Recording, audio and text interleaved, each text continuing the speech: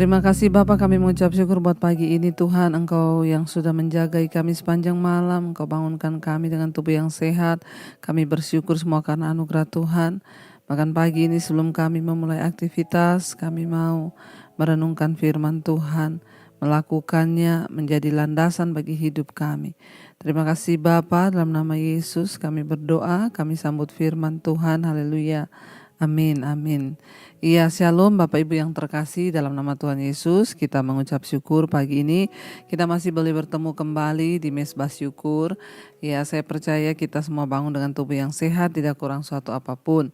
Baik, pagi ini saya ambil firman Tuhan dari 1 Timotius pasal yang pertama, mulai ayat yang ke-18 sampai ayat yang ke-20, Saudara. 1 Timotius pasal yang pertama ayat 18 sampai ayat 20. Judul perikopnya adalah tugas Timotius, Saudara ya. Ayat 18, tugas ini kuberikan kepadamu Timotius anakku, sesuai dengan apa yang telah dinubuatkan tentang dirimu, supaya dikuatkan oleh nubuat itu engkau memperjuangkan perjuangan yang baik dengan iman dan hati nurani yang murni. Ayat 19, beberapa orang telah menolak hati nuraninya yang murni itu, dan karena itu kandaslah iman mereka. Di antaranya Himeneus dan Alexander yang telah kuserahkan kepada iblis supaya jera mereka menghujat. Iya, saudara yang terkasih ya. Jadi kita membaca di sini tugas Timotius. Rasul Paulus itu sangat menghargai karunia ya yang dimiliki oleh seseorang, termasuk Timotius anak rohaninya, saudara. Iya. Dan Rasul Paulus juga ya sama seperti gembala ditahbiskan dan dikhususkan untuk pelayanan di gereja masa kini. Ya, Timotius dikhususkan untuk melayani ketika para penatua menumpangkan tangan atasnya. Ya, dan rupanya dalam upacara ini beberapa orang percaya telah bernubuat tentang karunia dan kekuatan Timotius. Perkataan dari Tuhan ini pasti telah mendorong semangat Timotius di sepanjang pelayanannya. Jadi Rasul Paulus berkata kepada Timotius ya, sesuai dengan apa yang telah dinubuatkan tentang dirimu, supaya dikuatkan oleh nubuat itu engkau memperjuangkan perjuangan yang baik dengan iman dan hati nurani yang murni. Jadi saudara, ternyata di dalam perjalanan Timotius mengikuti Rasul Paulus sebagai anak rohani, ya dia mendapatkan nubuatan tentang karunia bahkan pelayanannya ke depan. Jadi Rasul Paulus berpesan kepada Timotius, ya di dalam kamu menjalani hidupmu dan menantikan setiap nubuatan di dalam pelayananmu itu, maka kamu itu akan menjalani perjuangan yang berat ya kata Rasul Paulus. Tetapi ya kamu harus memperjuangkan semua masalah, semua tantangan itu dengan perjuangan yang baik, dengan iman dan hati nurani yang murni kepada Tuhan. Ya, Rasul Paulus memberikan sebuah nasihat kepada anak rohaninya Timotius di dalam pelayanan itu, dalam hidup ini, ya sama dengan kita menjalani hidup ini tidak mudah. Akan ada tantangan, akan ada persoalan, akan ada hambatan. Tetapi kamu tidak perlu takut, yang penting kamu menjalaninya dengan iman, kata Rasul Paulus, dan hati nurani yang murni. Ya, ikuti saja hati nurani yang murni itu, karena di dalam manusia itu ada yang namanya hati nurani, saudara. Ya, hati manusia itu tempat Tuhan berbicara. Ya, Tuhan memberikan petunjuk di dalam roh manusia. Dan ketika kita mengikuti ya petunjuk hati nurani yang murni itu, Rasul Paulus bilang, ya engkau akan beroleh kekuatan di dalam hidupmu. Tetapi ya ayat 19 di sana dikatakan, beberapa orang telah menolak hati nuraninya yang murni, dan karena itu kandaslah iman mereka. Di sini Rasul Paulus juga memberikan sebuah peringatan kepada Timotius, jangan bermain-main dengan hati nuranimu itu. Tuhan berbicara kepada manusia di dalam hatinya. Ya, dan ketika kita terus menolak ya hati nurani yang murni itu yang selalu mengajarkan yang baik.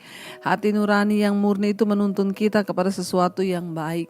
Hati nurani itu yang mengajarkan kita. Mazmur Daud berkata, di tempat tidurku hati nuraniku mengajari aku tentang hukum-hukum Tuhan. Jadi ya Tuhan berbicara lewat hati nurani manusia yang murni. Ya, Dan ketika hati nurani itu terus kita tolak, maka itulah yang akan menyebabkan iman manusia itu kandas.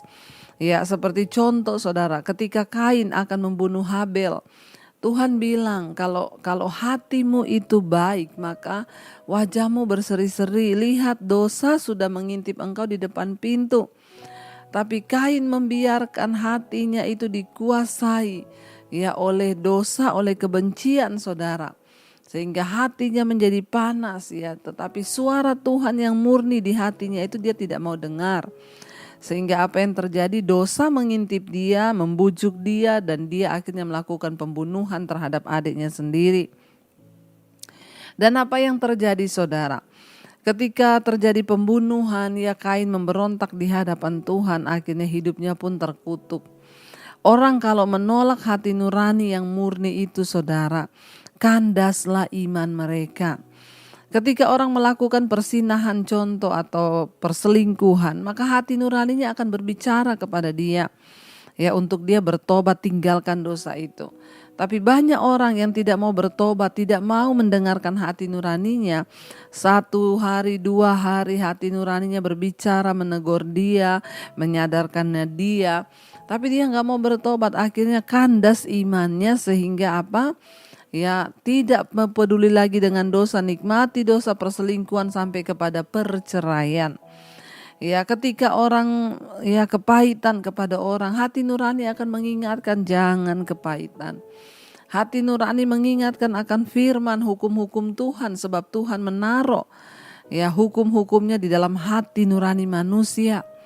Ya, jadi sebenarnya kita ini ya baca Alkitab atau tidak, sebenarnya jauh dalam lubuk hati kita tuh Tuhan sudah menaruh hukum-hukumnya untuk terus mengingatkan kita, menuntun kita. Tapi tergantung saudara, ya saudara mau mendengar atau tidak. Sehingga banyak orang yang imannya kandas dan murtad karena dia tidak lagi mendengarkan hati nuraninya yang tulus itu saudara.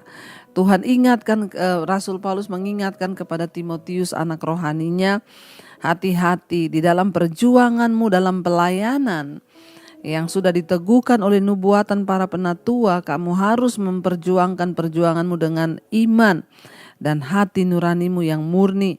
Tapi beberapa orang telah menolak hati nuraninya yang murni itu, dan karena itu kandaslah iman mereka. Jangan menganggap remeh suara hati nurani saudara. Karena kalau kita terus mengabaikan maka kandas iman kita.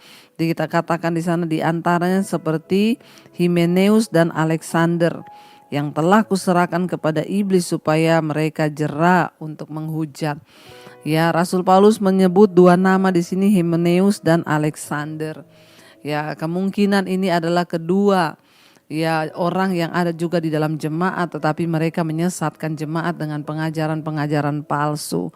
Sehingga Rasul Paulus berkata ya, dia menyerahkan mereka kepada iblis. Sebenarnya bukan karena Rasul Paulus yang menyerahkan, karena memang mereka ini utusan iblis. Ada utusan-utusan iblis dalam hidup kita, pelayanan kita yang akan mengacaukan saudara. Ya, dan karena itu Rasul Paulus bilang dia kembali menyerahkan mereka kepada iblis. Kenapa? Karena mereka dikeluarkan dari dalam pelayanan. Sebab tidak sesuai dengan pengajaran atau doktrin yang sedang diajarkan oleh Rasul Paulus saudara. Ya, karena itu saudara, mari kita berdoa pagi ini kalau Tuhan ingatkan kita untuk mendengarkan suara hati nurani kita yang murni. Biarlah kita mau belajar taat dan dengar-dengaran saudara, supaya ya hukum Tuhan, firman Tuhan yang sudah ada dalam hati nurani kita itu ketika berbicara mengingatkan kita, biar kita mau taat. Agar iman kita tidak kandas dan kita boleh semakin melihat kemuliaan Tuhan dalam hidup kita.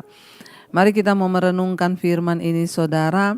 Kita mau katakan di hadapan Tuhan, ya biar Tuhan Engkau yang menjagai hati kami.